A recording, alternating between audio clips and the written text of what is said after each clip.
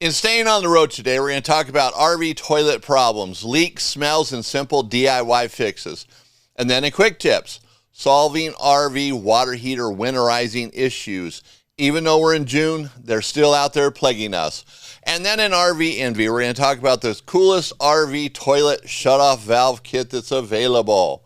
I'm Eric Stark. Welcome to the Smart RVer Podcast. If you'd rather be camping than sitting in a repair shop, you're in the right place. Every episode, I'll walk you through practical DIY maintenance and repairs that keep you on the road.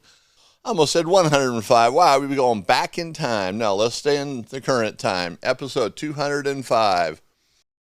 So let's just get into the driver's seat and get this show on the road, right? All right, one thing first. If you own an RV and you have General Electric appliances on it, commonly known as GE, if your RV has General Electric appliances, I'd love to hear about your experience with them. If you could go to the smartrver.com, the contact us page, and contact me, use that form to let me know your experience, or heck, even call me if you want. The number will be in the description of this podcast. We're going to start having some interviews with General Electric, some people from there. So before we do that, I'd like to get a little information from you guys, what your experiences are. Sound fair? All right, so let me know. Use that contact us page and reach out to me and let me know what that experience is. Now, let's get into staying on the road. RV toilet problems, leaks, smells, and simple DIY fixes. RV toilet problems are common. And, there's the typical suspects, if you will. There's clogs, there's worn out seals, there's loose fittings, there's cracked parts, there's broken valves. Sometimes there's mineral buildup around the seal and the bowl, and then there's damage from when the RV froze if it wasn't winterized properly. These things just happen. It's part of owning an RV and that whole toilet. Now, most RV toilet problems are simple once you figure out where you're going on the toilet. Where you're going on the toilet, hopefully in the bowl, right? Let me be more specific. Whether it's the water valve, the flange seal that keeps, the toilet sealed to the floor, whether there's a black tank issue, the water supply line's leaking, maybe there's something there. So before we jump into this, though, let me tell you, not all RV toilets are equal. They're different. Each brand, you have Thetford and Dometic for the most part. Envision now has jumped into the game. Camco, Lippert. Now, Camco and Lippert and Dometic and Envision, the 300 series toilet looks like the Camco, Lippert, and Envision toilets. So they're very close, okay, but they're still different in their own little ways. But each brand has their own models. And like Thetford has their own models, and we've talked about in this previous episode how they have different valves and different parts. Not one Thetford toilet part works with all the Thetford toilets. So before you dig into your toilet and start buying parts, you have to know which one you have. And remember, make a note of that someplace. Hopefully you got a journal or a book going somewhere where you can write down this stuff. That way you got it under control when it's time to get parts or replace the toilet. It's nice to know what you have when you go into the store and get the right toilet or the right part. Let's start in with one of the things that's kind of common, fairly common, is the bowl will not hold water. So in other words, you put water in the bowl and and it's supposed to stay in there because that's the gasket basically. So any fumes from the tank or even the septic system do not come back up into the RV. Now, when you're using your RV and when you are hooked up to sewer, you should keep the black valve closed. That way you don't get anything back from the septic system. But you can still get odors from the holding tank. So that's where that seal comes in. It's actually a safety mechanism. It's very important to have that. Now, if it's not holding water, there's a couple things you can try before you go nuclear and replace the seal. And nuclear, that'd be more like replacing the toilet, right? So if the seal has paper around it, debris in it, it might not be sealing correctly. So sometimes you can, put on a pair of gloves, get a tissue, wipe it around in there and clean it out really well and get anything out of that seal, and that might resolve the problem. Or If that's not it, you could try putting some Vaseline on that seal, and that might fix it. And Thetford makes a product that actually works really well. It's for restoring a seal. So you put that in the toilet and you let it sit in there, and it'll actually bring that seal back to life, especially if it's dried out. If you let the toilet sit all winter long, the stuff really works well. So that might just be the option you have, or the best option without replacing the seal. But try those things first. Clean it, wipe it, and make sure it's got some life to it. It's flexible. Then test your toilet. If it holds water, you did it, man. You don't have to replace that seal. Now, replacing the seal on some toilets might require taking the toilet out and taking it apart. Whereas let's say a Dometic 310, you can do that toilet or the seal while the toilet's still installed. It takes just a few minutes. It comes out from the top. Don't have to take anything apart.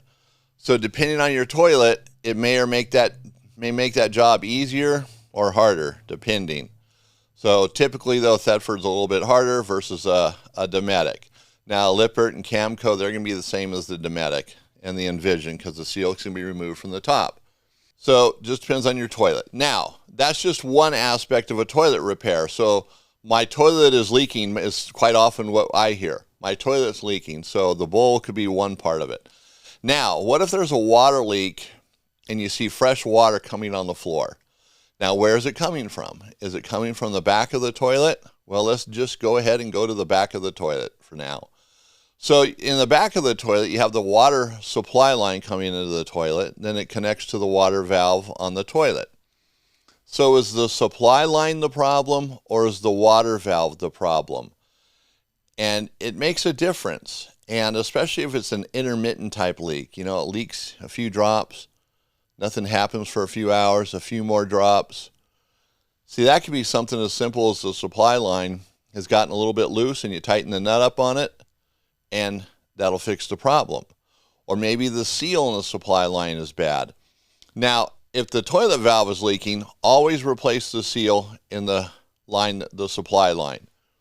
The nut has a seal in there, and you can replace that. You have it apart, you might as well. Now, the water valve, generally they crack. Sometimes the supply line will actually, where it attaches to the water valve, it'll pull off. It's a fitting that's glued on there. It'll just break off. On a 310, the water valves are notorious for cracking, and so it'll kind of split or sometimes come off all the way as well. But generally, it's pretty obvious what is leaking. But you just want to go into the store and make sure you got it right. You're not just replacing a water valve when it's just something as simple as the supply line seal. These parts cost money. It takes you time. So you just want to make sure you're getting it right and not throwing money away. So that's a pretty basic thing. And everything I'm talking about is a do-it-yourself project. None of this stuff has to go to the repair shop. So it's not always super simple, but they are pretty simple to do. If the toilet has to come out, like Thetford, all their valves, all their parts have very clear instructions in them. Okay, so we're going to go past that water leak now. You fix that, or maybe that's not your problem. Maybe your toilet rocks a little bit. Maybe it's leaking only when you flush it. It leaks onto the floor. Maybe you're getting an odor. Well, that could be the floor flange seal. And that's pretty basic too. So it's just knowing what model toilet you have, and you would buy a new flange seal, and you'd lift the toilet up. You're going to have to turn the water off, disconnect the supply line. You're still taking the toilet out, if you will. So you're going to take the toilet out.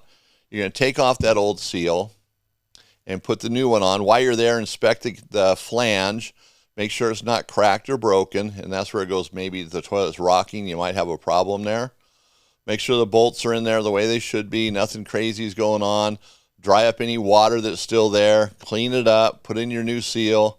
And set the toilet down. First check the bottom of the toilet too. Make sure there's nothing on there that's going to make that seal leak. You want it to be nice and clean and ready to go so there's no leaks once you put it back down.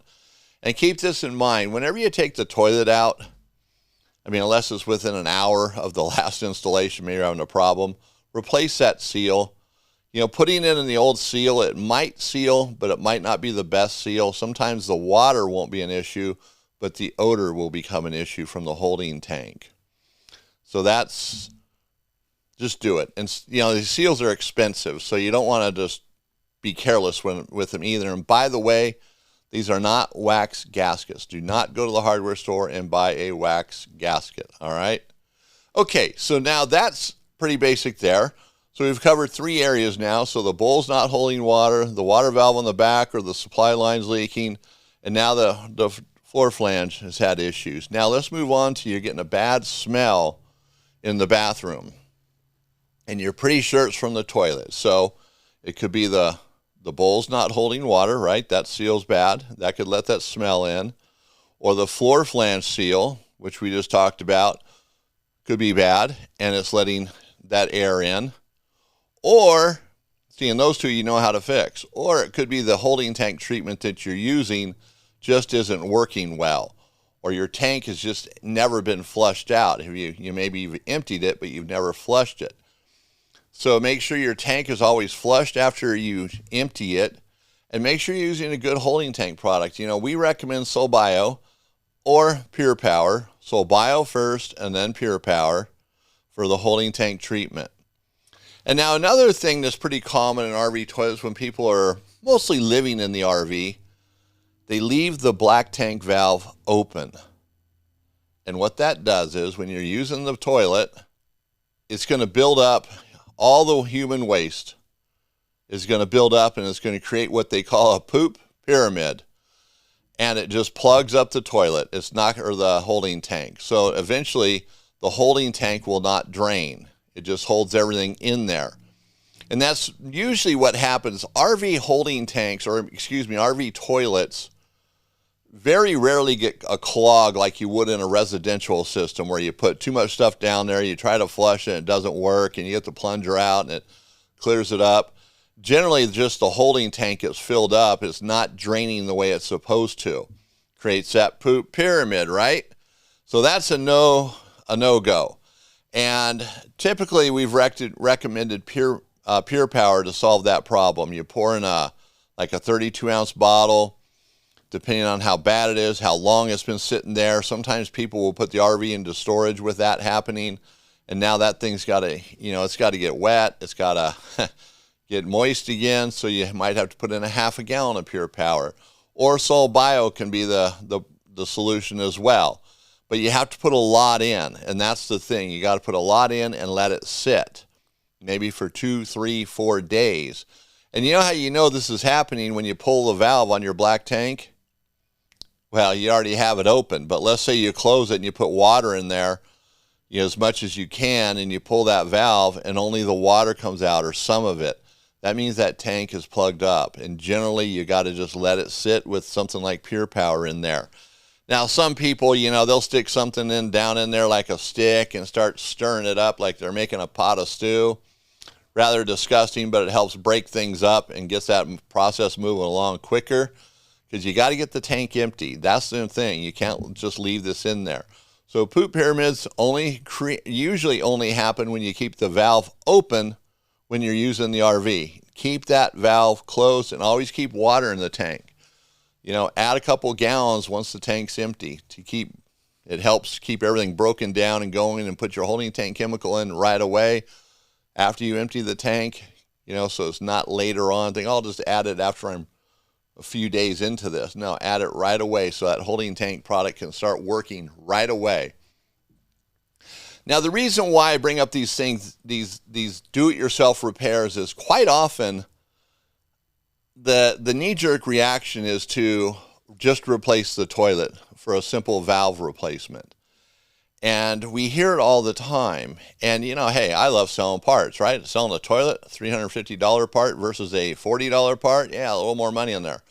But it's not what you always need. So think about that. Don't just replace the toilet because you have a problem with it, because the new toilet eventually will be in the same boat. Now, if you want to just replace your toilet every few years, go right ahead and do that. That's up to you. Maybe you need to. I mean, we do have some customers that replace their toilets. One guy has 2 RVs, and every 2 years he just puts in 2 new toilets. Doesn't care. It's the way it is. But I don't think you need to do that. That's overkill. And most toilets are very repairable, even going back to the sealant toilets before Dometic bought them. The parts are expensive, but they're a really good toilet and they're worth putting the money into it. And now every toilet should have a compact water valve on the back of it. So when you have to turn off the water to the RV, well, rather than turning off the water to the RV to do a toilet repair, you just turn the valve off and the toilet will still run. Now, these compact water valves are very small. If you're watching this on YouTube, you can see what I'm holding up here, a line of PEX with a little valve in it. It literally adds about 1.125 or 1.25 inches into the line. So you'd cut out about 1 inch of line and put this valve in. And with the clamps we recommend, the ESCO Flare-It clamps, where you just squeeze them with channel locks, bam, you are literally done in a couple minutes. Real simple to do. And so I highly recommend that. And those are available on sunpromfg.com. I'll have a link in the description here. But you don't have to do that. It's just easier than having to shut the water off to the whole RV to do a toilet repair, especially if the toilet repair turns in a little bit more than what you thought. You got to run into town, get a couple parts, whatever it might be. All right, so I think we covered that. So if you have any questions about that, you can always reach out to me at the Smart RVer website, thesmartrver.com. Use the Contact Us page, and you can find me there, or you can call me. Either way, it doesn't matter. All right, so now let's jump into the quick tips. Solving RV water heater winterizing valve issues. All right, so what does that mean? And why are we talking about this in June? Well, believe it or not, there's still a lot of areas in the United States where people haven't de-winterized. You know, they winterize their RV so things don't freeze in the wintertime. And then they don't de-winterize until they're getting ready for their first trip. Some people travel a little bit later in the summer. Some people a little bit early, so they come across this sooner. But we hear about this a lot. In fact, we just recently had a little run on this where people having problems. They don't have hot water in their RV. They don't understand why, or they don't have water, period. You know, there's an issue. Not every RV gets winterized and de-winterized the same way. Some have valve systems that are put in at the factory, like a Nautilus panel, where you'd bypass your water heater there.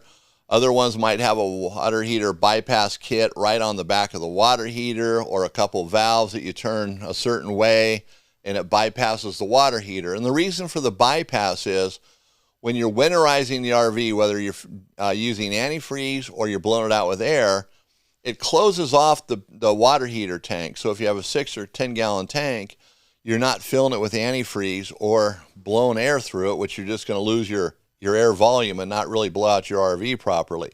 So it bypasses it. And it's just 2 valves usually. You know, like I said, not every RV is the same, so you might have to check to see if your RV is this type. But either way, it's always a valve issue. So we just had one in the other day. The guy was going to use the water heater for the first time this winter. The RV is relatively new. And when he bought it, they really didn't go over everything with him, or at least that's what he said. And probably, you know, I mean, the dealerships sometimes do, sometimes they don't. I know when I bought mine, it was like, here's the keys, get out of here, go. And that's fine, doesn't matter, because I know how to use everything. So it came in because he thought his water heater didn't work. Now, we're going to get a little sidetracked here.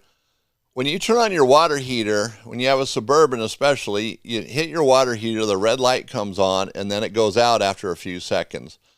That doesn't mean the water heater's not working. That means the water heater's working. The red light only comes on when it's not working.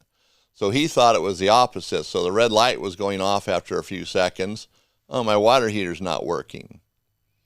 And then, of course, he used Grok to find out what kind of water heater he had, and Grok told him that it was a on-demand water heater, which was wrong.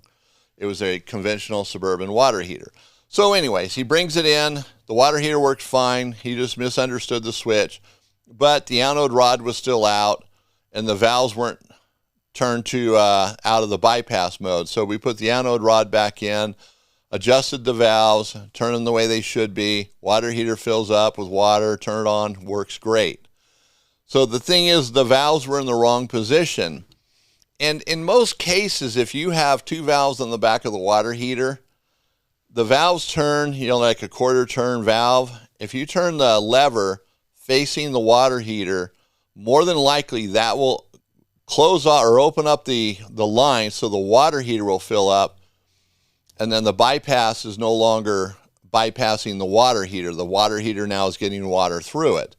Now, your bypass valves might be different. And there's different styles. There's plastic, there's brass, there's black ones, white ones, gold ones, silver ones. So understand how that works. And after you de-winterize your RV, if you're not getting hot water, before you take it to a repair shop, see if those valves are actually in the right position, okay? It's pretty simple.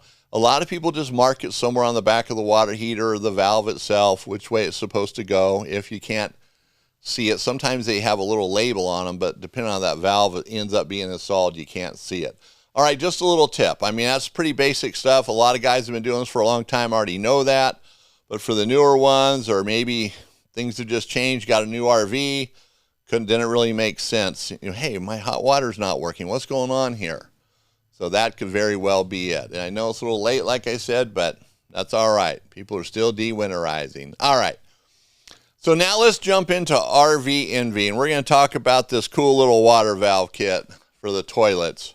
Now, this valve, you know, like I said, on YouTube, you can see me holding this up. I've got a piece of PEX line here in the valve. It adds about an inch and an eighth to the water. You know, that's the length of it, so you'd have to cut out that much to install it. So it goes behind the toilets, and this thing's just absolutely cool because it's quarter turn, it's brass, doesn't take up any space, it's easy to install. You know, the flare-it fittings, the white plastic ones that are compression style, they work well for that, but sometimes they're hard to get in the space behind the toilet. You just don't have the room. A little harder to install. This one is really simple. Anybody can do this. I mean, anybody can do the other ones too, but this one's just a lot easier. Then you use the clamps, the ones you use channel locks on. They're made by Esco.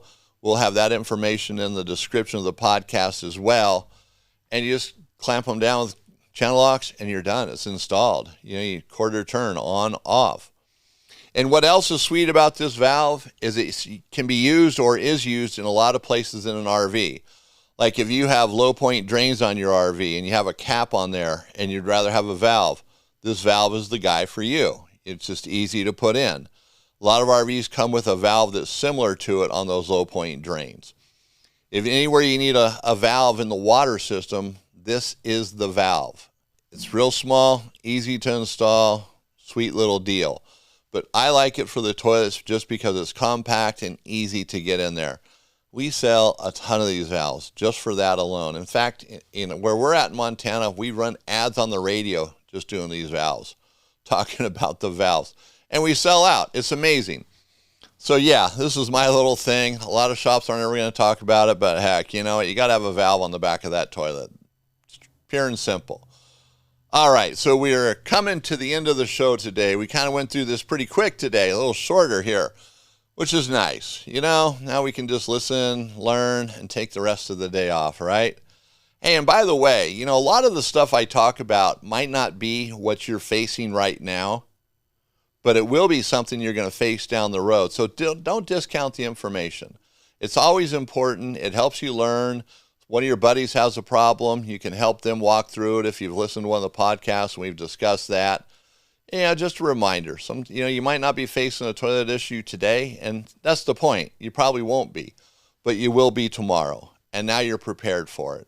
Maybe you come back and listen to this episode and, hey, okay, I got it again, or you can call me. Either way.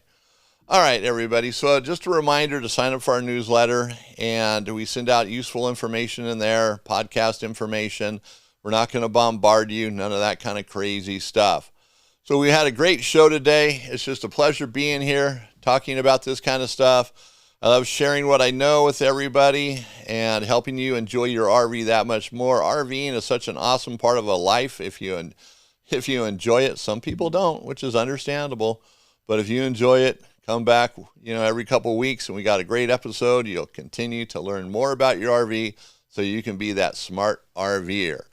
All right, so that's going to do it for today's episode of the Smart RVer Podcast. Thank you for listening. I'm Eric Stark, and if you'd rather be camping than sitting in a repair shop, you're in the right place. Until next time, take care of the little things and enjoy the trip.